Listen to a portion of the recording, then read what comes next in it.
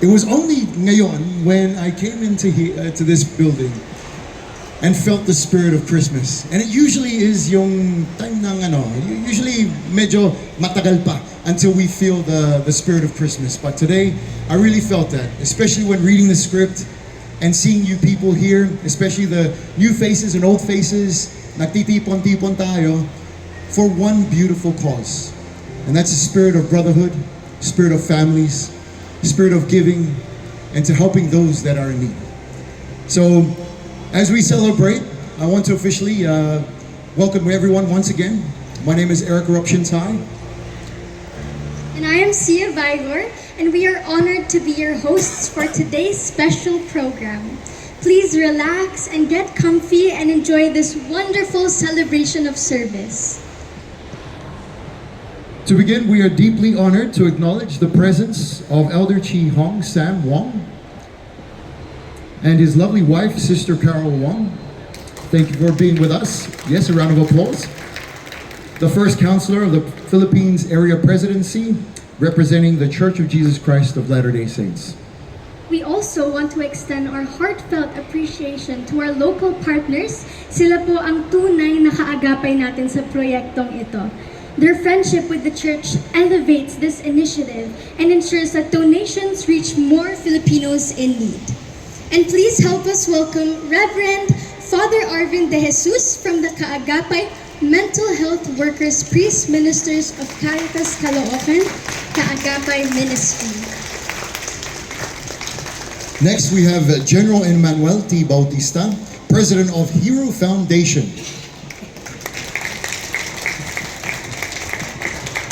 And Ms. Maria Teresa R. Nuki, Executive Director of Norville Foundation Incorporated. And of course, hindi magiging possible ang event na to without the generous support of Ayala Malls Market. Round of applause. They are our gracious hosts for the Light the World giving machines here in Metro Manila. We are especially grateful for the presence of Mr. John D. Garvin, Yes. Marketing Associate Manager of Ayala Malls Market, and we also acknowledge the support of the local government of Taguig City. So this morning, or this tanghalian, we have the privilege of welcoming a truly inspiring leader, a woman whose dedication and service uplift this community every single day. Please give a warm welcome to Councilor Commissioner Raul T. Aquino of Taguig City.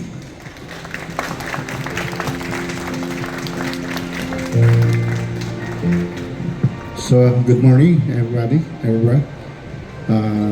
It's a great honor for the city of Taguig to host or launch the launching of this event, Light the World Giving Machine. This reminds us of giving. In Taguig, Christmas start the first day of September. Pag nag-earn na, it's Christmas season na in Taguig. So, your program, we congratulate the initiative of this Jesus Christ, Church of Jesus Christ of Life Education, who initiate this program. And the Taguig City is so glad and proud to host this project as chosen by these sponsors. This initiative align with our mission of what we call this giving, caring city in our community. Because in our city, we care our elderly, we care our person with disabilities, those in need. Wala pong naiiwan dito sa amin sa Sandan ng Taguig. Actually, we started by September our Pamaskong Handog. Every citizens of Taguig, resident of Taguig, nakakatanggap sila ng Christmas gift na 10 kilos of rice and food packs. Napakabigat po yan. But today, still the mayor is so busy now with the Pamaskong Handog. He's now in District 2, doon po siya nagbibigay. At sabi niya, talagang napakaswerte natin. Maraming salamat at you chose our city to launch this program. And the city of Taguig will support your program, and we encourage our community, our residents to support this program, sir. So thank you very much at welcome to the city of Taguig, especially the market here. We have one of our stakeholders. Yan po ay aming mga pasalamat, Ayala City Malls, yan. Our stakeholders, doon po nagmumula ang aming tax na we should to support our programs of lovely caring city po. Ayun po, naging kaganyan scholarship ng aming mga youth. Yan po ang aming mga health programs namin. All that budget comes from our stakeholders, especially dito po sa city of Taguig. So, thank you for launching the city of Taguig as a chosen place to make the city itong giving machine launching. We encourage ito po, tutulungan po natin to our friends here in the city of Taguig, our relatives, to give something about the gifts in the dito sa giving machine launch. It's not what we call it's not an ordinary machine, hindi yung slot machine to. Ito po ay ito yung machine para sa mga donation natin na ibibigay po at who will it at Taguig City promise to support this program. So, good morning again. Thank you po very much. Thank you, Councilor Commissioner Aquina T. And now we would like to officially start our program with an opening prayer, which will be given to us by Sister Melanie Gapis.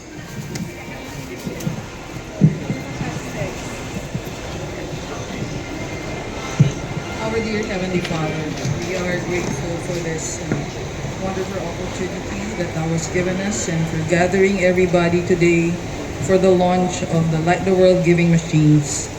We are grateful for the presence of friends and members and friends of the church at this event. We pray that Thou may bless this event, that it may be a successful one, that it may lead people with generous hearts to this location and cause them to donate and make the lives of our beneficiaries better. Please bless us throughout the day, that we may enjoy the event and that it may be a fruitful experience for all of us. May this be a meaningful Christmas season for each one of us. This is our prayer. In Jesus Christ's name, amen. Thank you very much, Sister Gapis, for that invocation. So here, what we're going to be showing you next is a video of the Light the World Giving Machines, which raised last year 750,000 pesos to help people in need all across the Philippines. Here's a short video that shows a glimpse of those efforts. Let's watch it. That's right, but the question is, matatop ba natin yung 750,000 pesos this year? Yes, of course, Kuya Eric. Positive. Alright, so now we're here to inspire us more. We're gonna have messages from our fellow partners once again. First, let us welcome Ms. Maria Teresa R. Nuki, Executive Director of Northfield Foundation Incorporated.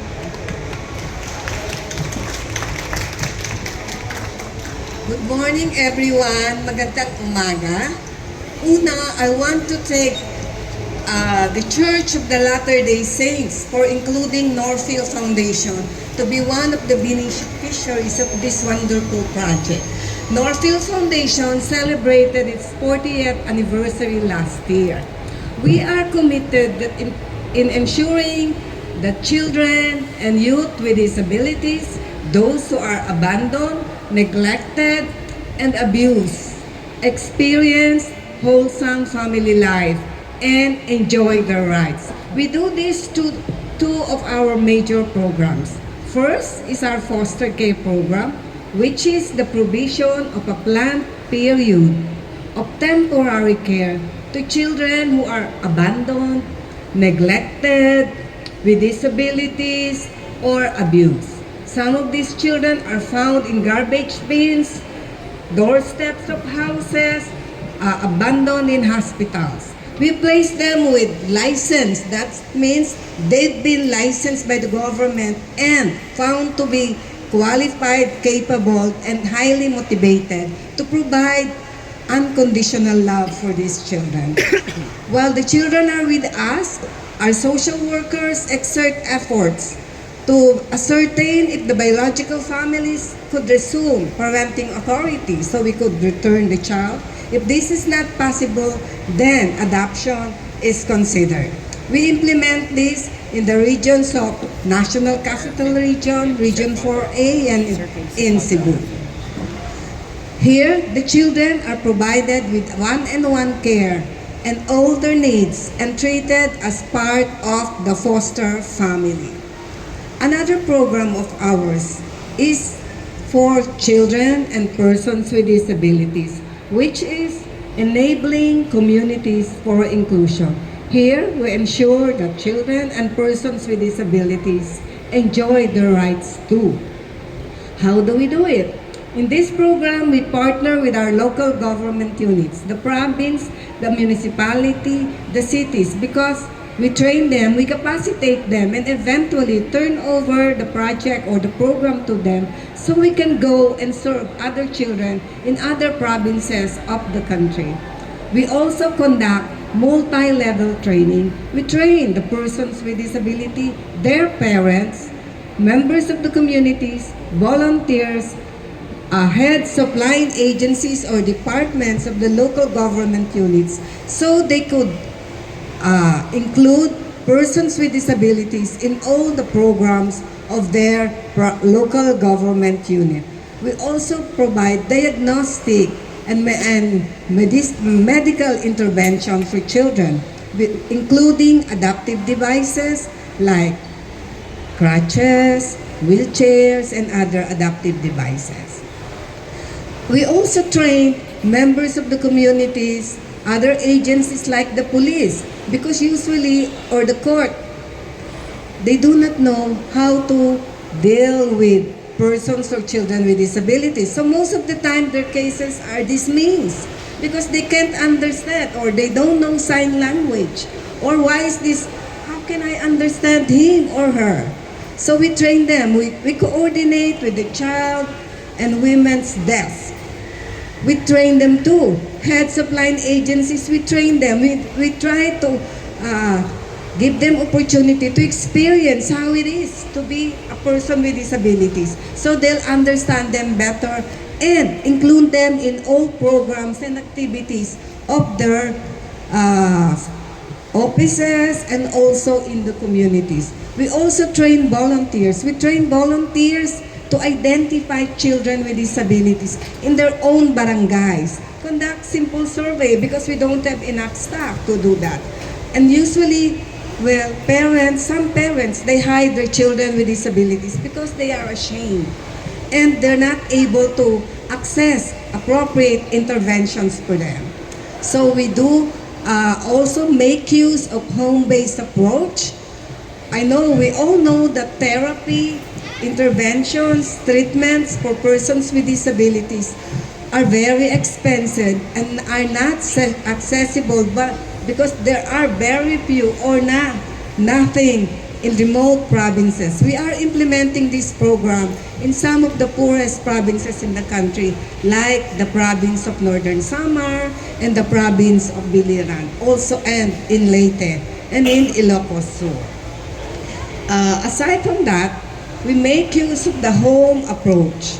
We train the parents, we train the family members on simple rehabilitation techniques, on simple exercises that they implement in their own homes, but these are monitored by our rehab team and volunteers to ensure that progress is attained. So your help for these children will greatly improve their lives. Thank you very much. Maraming salamat at magandang umaga.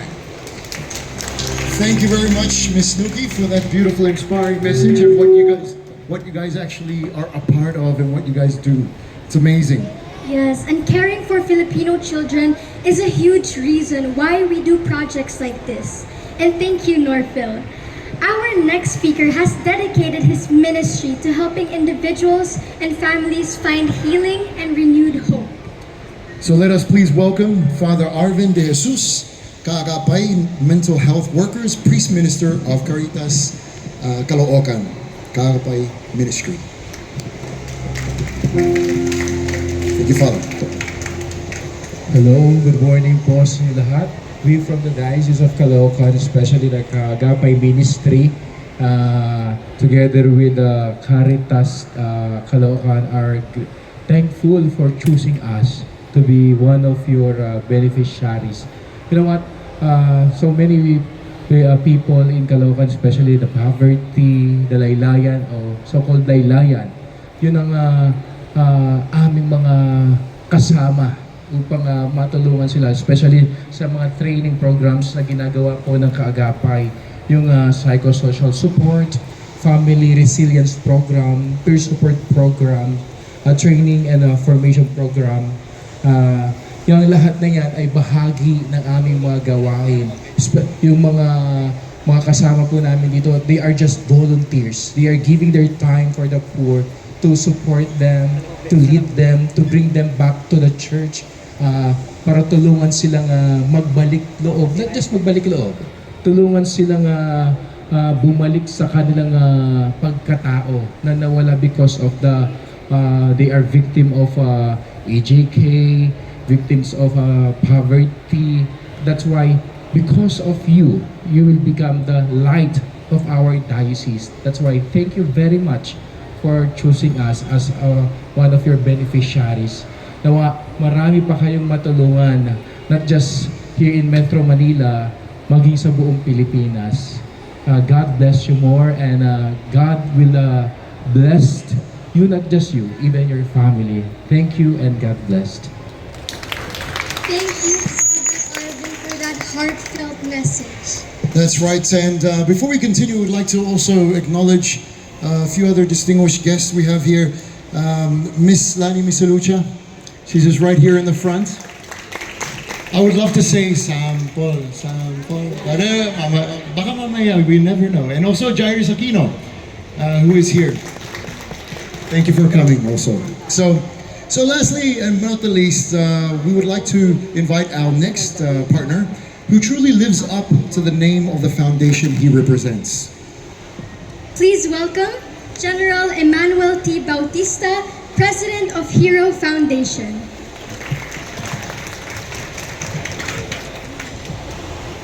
Thank you very much, Elder Wong, Sister Wong, and the rest of the members of the Church of Jesus Christ and Latter-day Saints.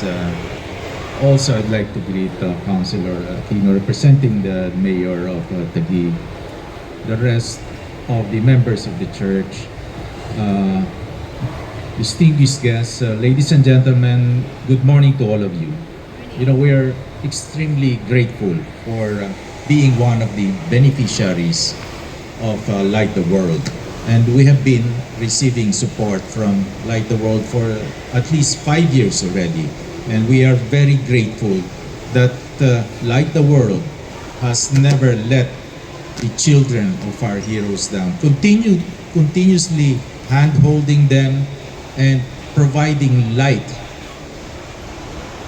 lighting the world for them so that they can have a better future, they can live with dignity, hope, and inspiring them to continue with their studies, pursue a degree, and hopefully be productive citizens of this country. And I speak for our scholars also and for the members of the military, past and present.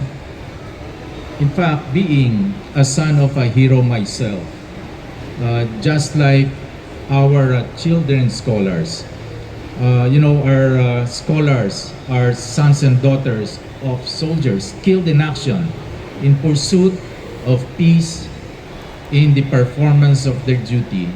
So we are really very touched by your support. And I also am standing here before you representing the members of the armed forces who continuously do their job in service to our country in the pursuit of peace. And this gesture, in fact, is a message to them. It inspires them to do their job more professionally, more enthusiastically, because people recognize their service, the community recognize what they're doing for this country, and they are assured that their children will be taken care of even if they give the ultimate sacrifice for peace and for our people. So again, thank you to Light the World. Thank you for the Church of Jesus Christ of Latter-day Saints for continuously supporting us, for continuously nurturing, holding the hands of our scholars, children of those killed in action, and giving them a brighter future and hopefully be of service to our country as well. Thank you very much and maraming salamat sa inyo. Thank you, General, for your uplifting message and for your service. And once again, if we could also get another round of applause for our 3 partners that we have partnered up in this very great cause and initiative. We also would like to welcome those that have just come through, visitors and guests, and also members of the media, vloggers, and everyone that's here for this very special occasion. Thank you, everyone, for being here.